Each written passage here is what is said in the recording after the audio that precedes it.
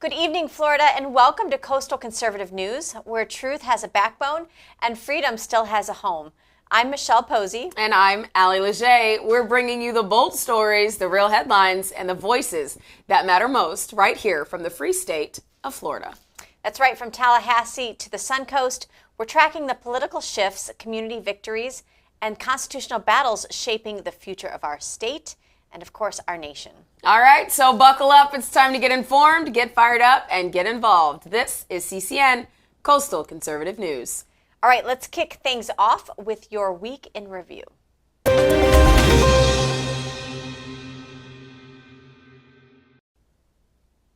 Good evening, Florida. Welcome to Coastal Conservative News Week in Review. I'm Allie Leger.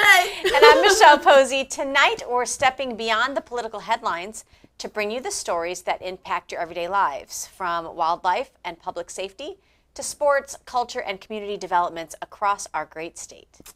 That's right. These are the stories you won't always hear, but they matter. Let's get started. All right, guys, this week in review, starting with gators and bears, oh my. We begin with two major wildlife stories that speak to Florida's identity. First, a 21-year-old man is facing 13 felony counts for illegally hunting and killing alligators on the St. Johns River. Now, state law allows for only 2 gators per person. I did not know that. 2 gators per person annually under permit. Interesting. Investigators found photos and videos from nighttime airboat trips showing the suspect and companions hauling in multiple alligators. If convicted, he faces up to 65 years in prison.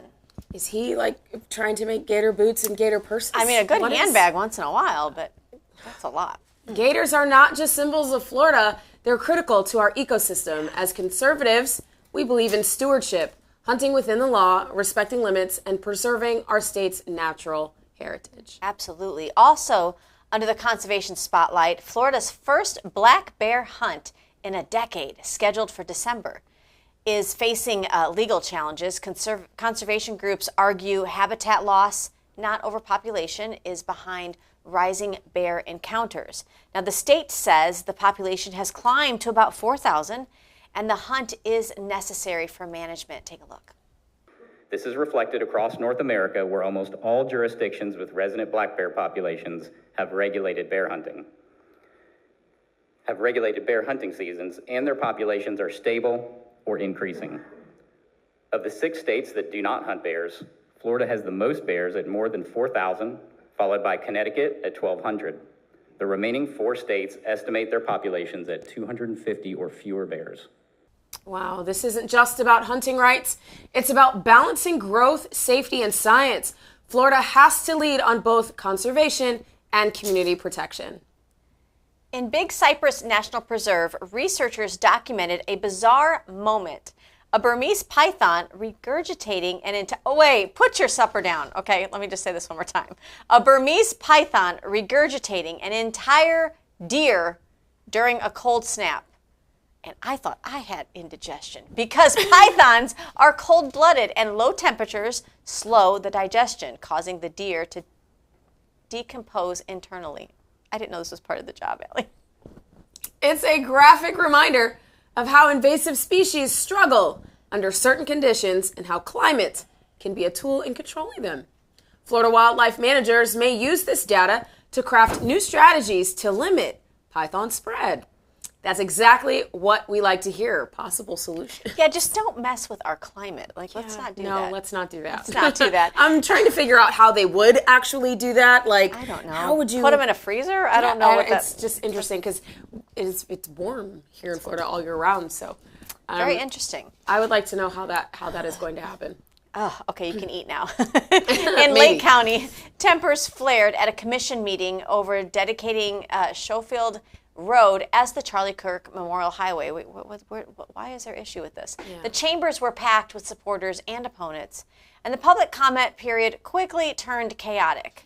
At one point, a protester dragged the name of a fallen sheriff's deputy into the political fight, a move that ignited Commissioner Anthony Sabatini's anger. Sabatini shot back. Take a look at this video. Line of duty and who called Lake County home.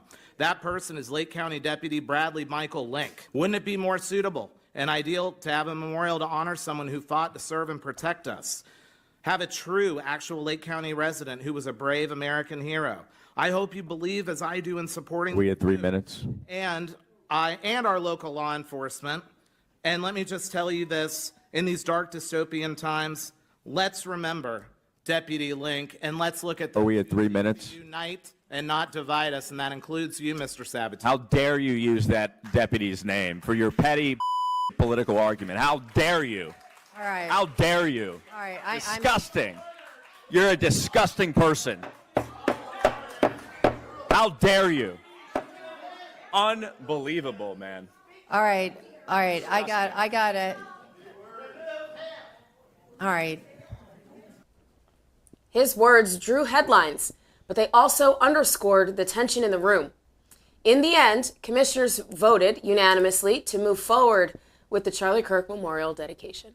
As they should. Sabatini was right to be angry, invoking the tragedy of a dead law enforcement officer just to score political points crosses the line. I think, not some of the things they're doing after Charlie Kirk's death are crossing the line, definitely. 1000%. Standing up to that kind of disrespect takes backbone, something that Sabatini doesn't lack. And many in the room applauded Sabatini for refusing to let a fallen deputy's memory be weaponized.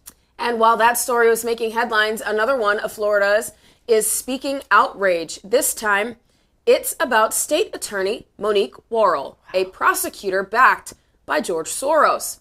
According to Florida Attorney General James Uthmeier, Worrell's office refused to prosecute a 61-year-old man accused of masturbating in front of children.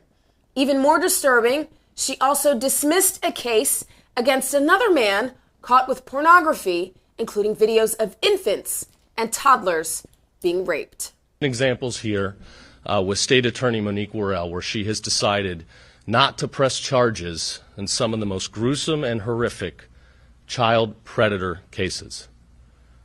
Recently, there was a man on a park bench masturbating while facing a bunch of kids playing at a public splash pad. There was video evidence of this, witness testimony, a father there with his 2-year-old just feet from this offender. The gentleman committed this gross act and then exposed himself in public. And while we had all of this evidence, an open shut case, State Attorney Worrell decided charges did not need to be brought. She gave this guy a free walk in the park, and now other kids are in jeopardy of having a tragic incident happen to them. In another case that my office was prosecuting, an individual that possessed and shared tons of gruesome child pornography videos, not just images, but videos of toddlers getting raped and abused, she dropped all charges. Let this guy go free. He made it almost out of the country up at the Canadian border. Thankfully, our office got him again, and we are prosecuting again, and we'll make sure that he spends the rest of his life behind bars. Because when it comes to these dangerous child predators, there's only one thing to do. Prosecute to the fullest, ensure the longest sentences, where legally appropriate, seek the death penalty. But at the end of the day, we have to protect our kids. All things that are wrong are not illegal. And I'm not standing before you today telling you that what happened in that park was wrong. But I am standing before you today telling you that I trust the word of the attorney who was assigned to this case when he said, although those actions were wrong, he could not prove beyond a reasonable doubt that they were illegal. Uthmeier says this isn't just negligence, and we would agree with him. It's a betrayal of public trust. And he's prepared to have the Office of Statewide Prosecution step in if Worrell won't do her job. This is exactly what happens when Soros-funded prosecutors take office. Instead of protecting the most vulnerable, they protect criminals. When a state attorney won't stand up for children, gosh, the state must act, I guess. Floridians, we deserve leaders who put justice and safety before politics. Absolutely. What a disgrace of the office. Oh. On the sports front, the Florida Gators defense takes a hit as cornerback Dijon Johnson is out for a season following knee surgery. This comes on top of concerns over quarterback DJ Langway, who was spotted in a boot but has returned to practice. Yeah, These meanwhile, poor guys. I know. Well, and it's a tough game, and they play hard. Full contact. Absolutely. Meanwhile, Florida State's Mekhi Danzy earned ACC Rookie of the Week after racking up 176 all-purpose yards, including a 60-yard rush and a 60-yard reception. He's the first Seminole in years to put off that feat. Go Seminoles. And UCF had a little fun after its 34-9 win over UNC, trolling NFL legend Bill Belichick on social media with a cheeky post. Florida schools continue to win on the field and on the internet. Take a look. That. I love that. I love a little bit of banter back and forth. Especially it makes our young it people. fun, That's you fun. know, during sports. That's fun. One of the few things we still can banter about without getting our feelings in a whatever. Maybe. Guys, Tampa Pride announced a full hiatus for 2026. I'm not sure that I'll miss them, but citing funding shortfalls and difficulties securing corporate sponsors. Organizers say Florida's new policies made grant money scarce and sponsors hesitant. Whether you support Pride or not, this shows how cultural events rely heavily on funding streams. For Florida taxpayers, it's also a sign that private groups, not government, should be the ones to fund these kinds of activities. Absolutely. I guess there's something out there for everyone. And the Florida Department of Health is still warning about the so-called flesh-eating bacteria in warm coastal waters. 4 deaths have been already reported in Florida this year. People with open wounds or compromised immune systems are urged to be cautious when swimming or fishing. Wow. What's happening right here in our own backyard is heartbreaking, guys. I want you to meet Jude Reeves, an 80-year-old woman living out of her car. That's right here in our backyard, guys. Our correspondent and anchor of Faith in Focus, Kevin Gamble, met her in front of the Publix on East Venice Avenue, where she has been spending her days. He sat down with her, as so many of us probably should. He actually did, to hear her story. Take a look. In Venice, Florida, an 80-year-old woman named Jude Reeves has captured the community's attention. Standing outside a local Publix with a sign pleading for food and financial help, her story raises questions about struggle and resilience in our own neighborhoods. We dive into her journey next. Hi, this is Kevin with CCN. We are here with Jude. We're going to talk about her story, and maybe you folks out there watching can help her out. Okay, Jude, can you share a bit about your life and what brought you here? Well, I had a good life, at one time. I lived in actually Sarasota. I had a home in Sarasota.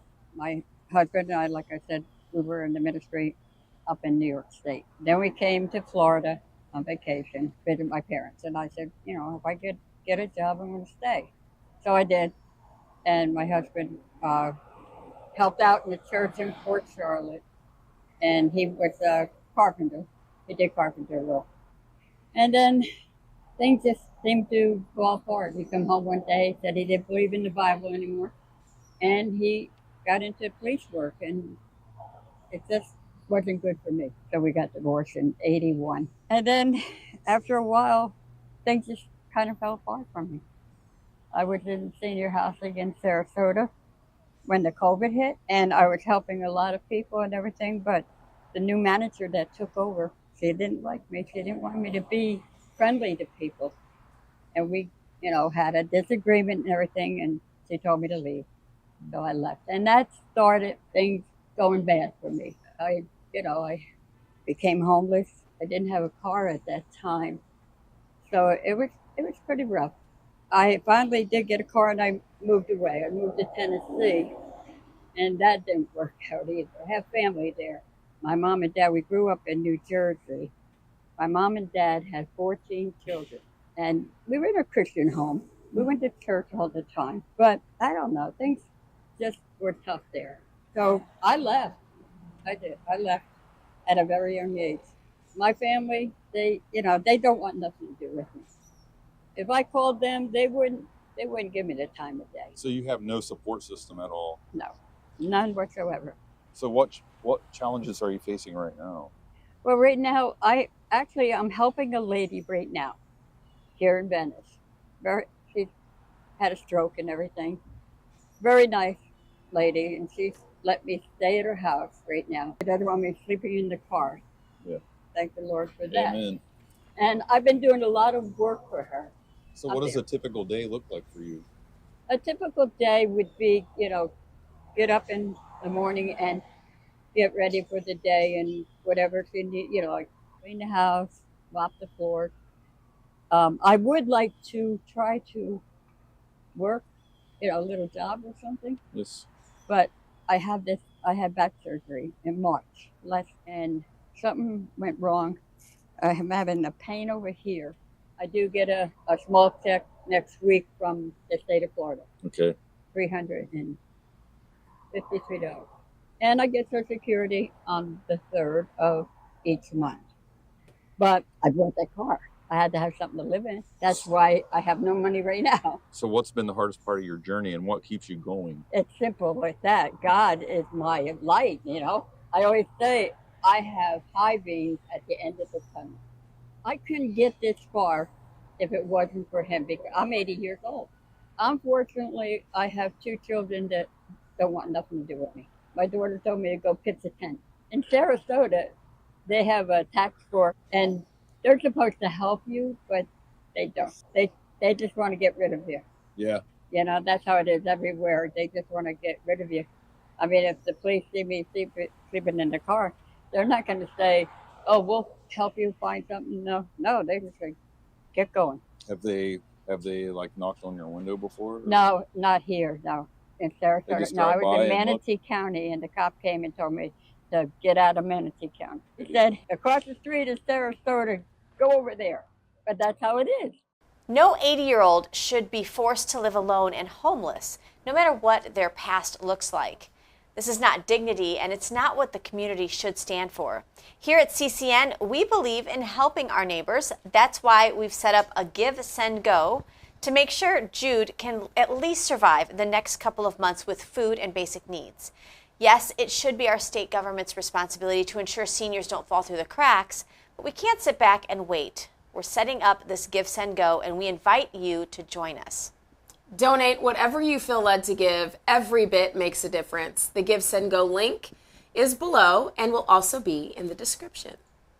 Absolutely. This week's headlines show the Florida you don't always see. People fighting to protect wildlife, hold agencies accountable, and excel in sports, science, and community care.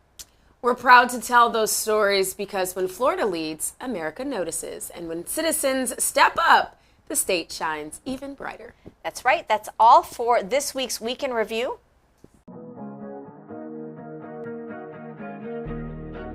Hi. Hello, how are you?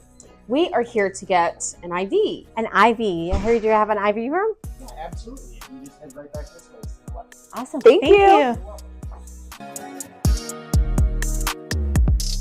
Knock, knock. Hello. Hi, I'm Michelle. I'm Sarah. Sarah, this Hi, is Allie. Allie. Nice to see you. How can I help you? We're stressed. We're moms. We've got multitasking going on. I feel like I fall victim to like a brain fog a little bit. I don't know if that's my age or whatnot. You need a little bit of clarity, a little bit of energy. Yep. Right? Is there of an IV that you would recommend for that? Thank you. We call this the brainstorm. The brainstorm. The brainstorm.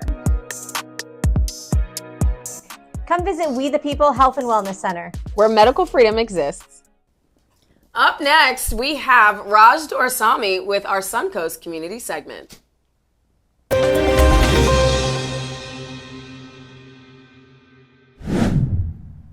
Welcome to the community segment. Yes, you're not seeing the wrong thing. I do have the anchor of CCN here in the community segment. This is still the community segment, but we've got something exciting. So, Michelle, unfortunately, this nation has seen a huge travesty in the assassination of Charlie Kirk. And unexpectedly, there has been this surge of response. Yes. People are wanting to open up Turning Point USA chapters. Erica Kirk is just crushing it, displaying some just phenomenal vision and leadership. So, Michelle, you're in the thick of it, right here in our part of Florida, maybe even more. What's happening here as a response to this assassination? Well, I'll tell you, Raj, first thing I want to do is really thank the Turning Point USA organization. You were there about, 2 months ago in Tampa. They arrived for Turning Point USA Student Action Summit, huge convention. We were gifted really a space to be able to have a media booth between powerhouses like Breitbart and Turning Point, all these other big organizations. And that was really done at the hand of Turning Point and people like Charlie Kirk, who saw independent podcasters like myself, Allie, you, and wanted to really help us. So when we saw what took place with the political assassination of Charlie Kirk, it broke our hearts because it was like one of our own, really being gunned down. But as it turns out, the nation feels the same way. Sarasota County feels the same way. There are chapters popping up all across the country. But I'm proud to say that in Sarasota County, we now have a chapter in every high school. That is so. And to think about what that takes, that means that a student as well as a teacher have wanted to sponsor this in the schools. So it's really exciting to announce that Turning Point is gearing up for a really great, I think, couple of years as we gear up for 2026 and 2028. The timing is phenomenal. We're heading into a very pivotal midterms. Then there's going to be 2028 with the presidential election.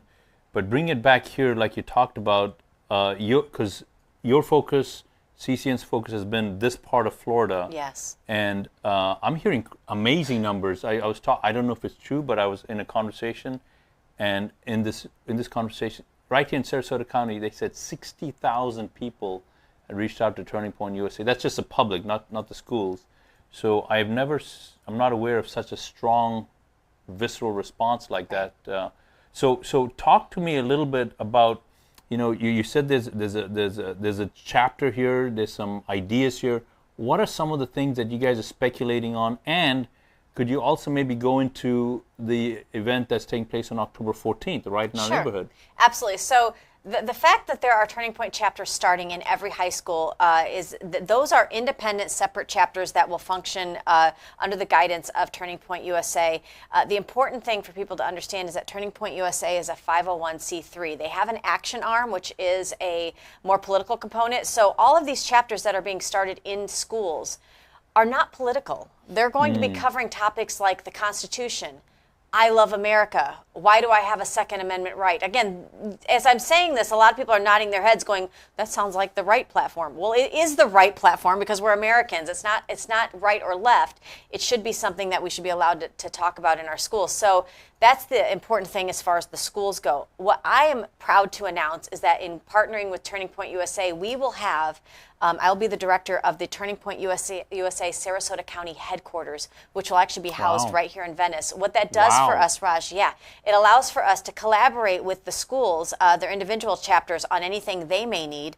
If Turning Point USA Arizona would like to hold events, that allows them to come here. But we'll also be having a lot of community events going forward for the youth. This is what we heard from the youth. No This is what they felt. You know what? We would like to get involved in knowing more about how we carry out our civic duties. But they're really feeling left behind, and I'm just going to say it, I think largely by the Democrat and Republican Party. So we don't want these young people to feel severely disenfranchised. We want to bring them on board and say, you know what, part of this arm is mentorship. It's what Charlie Kirk did very, very well. So I want to tell our audience, if you want information on how you can get involved, either as a parent or an adult volunteer or as a student, not in your local chapters in your high school, but just countywide, you can reach out to us at tpusasrq@gmail.com, tpusasrq@gmail.com. We're excited for some things coming up. You know, with so many people getting involved in the manner you just mentioned, the need for volunteers is higher than ever. Yes. And my friends, as you probably know, we need more folks to step up. So you taking the initiative to contact Michelle and volunteer or learn more about what's needed will be a massive, massive help. So please don't think that, well, someone else is going to do it, because someone else never ever calls. It's usually the same few people, to be honest. That's right. So your involvement is key. Now let's talk about locally here. You mentioned Venice. Venice is going to be the HQ, as Michelle mentioned. Just south of us, we have Charlotte County, and you and Allie will actually be speaking at an event there. Tell us a little bit more about that. Well, Charlie Kirk's birthday is coming up on October 14th, so they are honoring Charlie Kirk in the kind of the North Port Charlotte area on October 14th. By demand, we're not just having one service, but we're having two. Allie and I will be speaking there. Raj will be there. We'll have other guests that will be announced soon that will be speaking there. This is taking place again October 14th at the Twisted Fork restaurant. They have That's a fabulous place. It is. Good line dancing, just on a separate note, just total separate note. But they have a pavilion behind the restaurant. That's where this is going to be taking place. It's off of El Jobin 776 over there in Port Charlotte. Just look up Twisted Fork. There's two, as I understand, there's going to be two events. And so if you want more information, we'll share it on CCN because the times are to be determined. There'll be one during the day, and then by special demand, there'll be one in the evening as well. So let me just, before we end the segment, I want to just go back to the distinction you made. There's Turning Point Action, there's Turning Point USA, then there's Turning Point Faith. You mentioned 501c3. For the folks that kind of don't follow, how important those distinctions are, you want to just share a little bit about why those distinctions are there and how those distinctions give just about anybody that's watching an avenue to get involved, whether if they're political or they don't want to get into political stuff, but they want to get into mentorship, like you're talking about. Could you share a little bit? Sure. Well, as somebody who's I've been in the school board room many times, and I hear this said a lot from the sort of an extremist fraction of the Democrat Party, I think, is saying that we're trying to politicize schools. I want people to understand that by having a Turning Point USA chapter at your high school, it is not the politicizing of our schools. And I think that's important to say. It's the 501c3 arm that is being expanded across the country to schools. What we are trying to do is, and not me, this is Turning Point USA's mission, is to really embrace the founding ideals that we were founded on in this country. Get discussion on why we love America, why we should preserve America, why we have a Constitution, what do the amendments mean to the Constitution. And really this is something that DeSantis has demanded from the state level through our great legislature. So we should be talking about these things in the school. There should be nothing that's strange about us having chapters involved in talking about this further in our schools. But you're right, Raj, the 501c3 is a nonprofit. If you go to Turning Point USA, you can donate. There is a 501c4, which is more of an action arm. That's where they do a lot of their, whether it's something like they want to endorse candidates. That would come off of a separate part of Turning Point USA.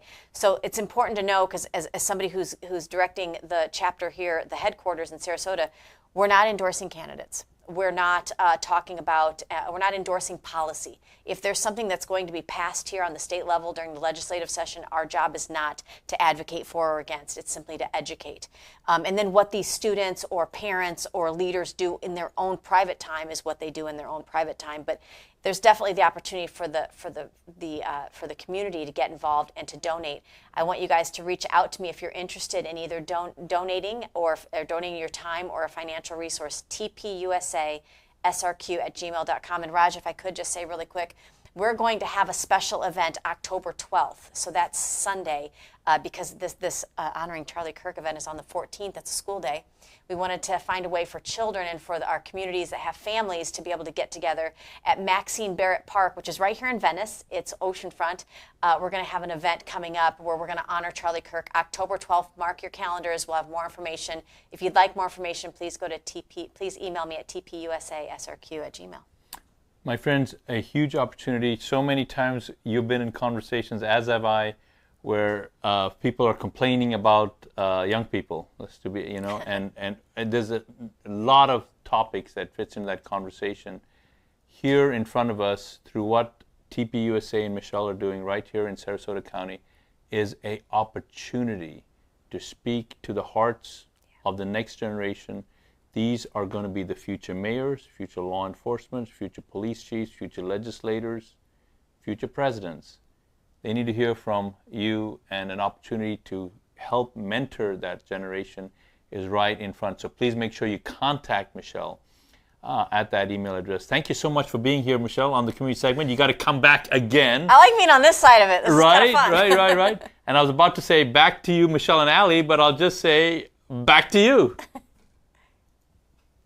Thank you, Raj, for that wonderful reporting. It's exciting to see Turning Point USA expanding all across the nation, but especially right here in Sarasota County. If you're interested in more information, reach out to tpusasrq@gmail.com. We can't wait to meet you. Tired of hearing the same media spin and soft-pedaled politics? Then join Open Mic with Allie and Michelle, where we drop truth bombs, not talking points. Every episode, we break down the headlines they want you to ignore, from DC drama to global chaos without the filter. And now you can go deeper with our Mic Drop Crew exclusive perks, early access, and your voice on air. Subscribe today. Be bold, be heard, be part of the movement. And now we will pivot to our political pulse.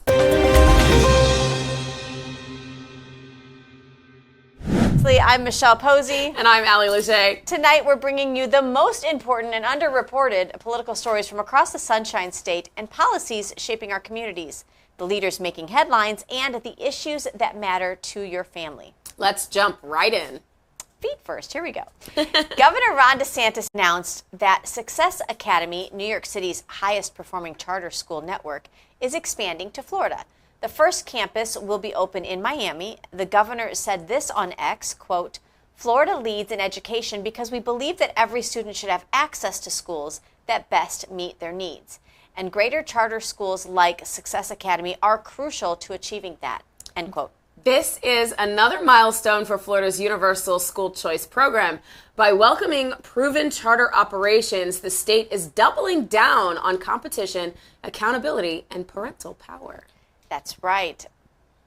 Florida will receive $138,600 to fund a hydroponic garden and raised garden beds, giving toddlers hands-on agriculture and nutritional learning experiences.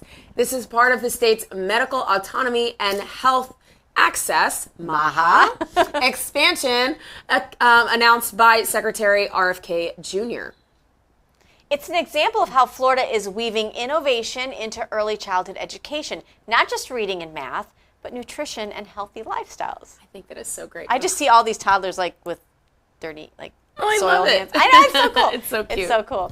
Attorney General James Uthmeier announced charges in one of the first cases under Florida's new retail theft penalties. A man accused of stealing $70,000 worth of baby formula will now face up to 30 years in prison as a repeat offender. Uthmeier called it unconscionable to steal baby formula away from parents who rely on it to feed their children. That was a quote from him. This is Florida's tough on crime policy in action. Law-abiding families first, criminals face real consequences. That's last. Absolutely. Not last, it's always first. Absolutely. I mean, you do the crime, you have to do the time. Here in the free state of Florida, you do. You don't play. Absolutely. All right, Blaise Ingoglia's office revealed Hillsborough County has been overspending by, get this, nearly $279 million of taxpayer money. Ingoglia says the county should easily cut the millage rate by 1.02 and return money to residents. Oof. He announced that taxpayers will get a chance to vote for substantial property tax relief next November, saying, quote, let's make it happen and remind governments that it's our money, not theirs, end quote.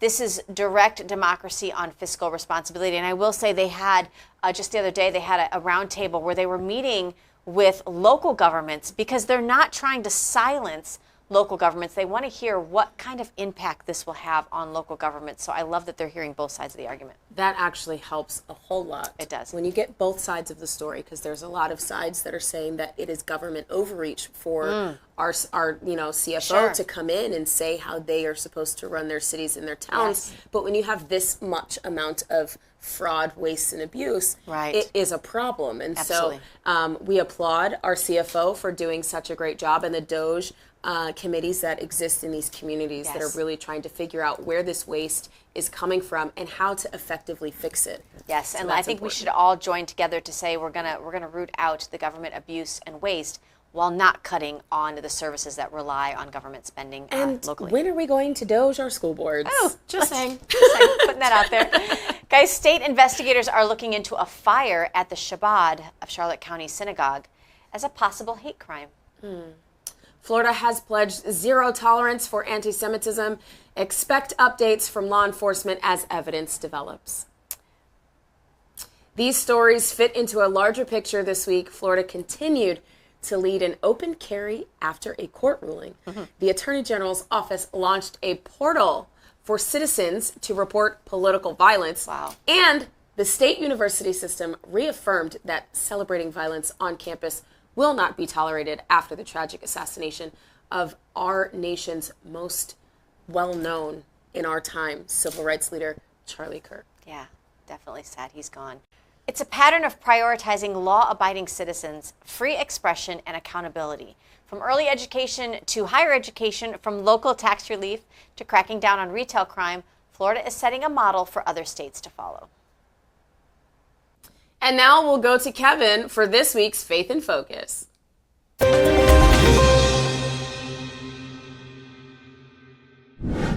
Welcome back to Faith in Focus.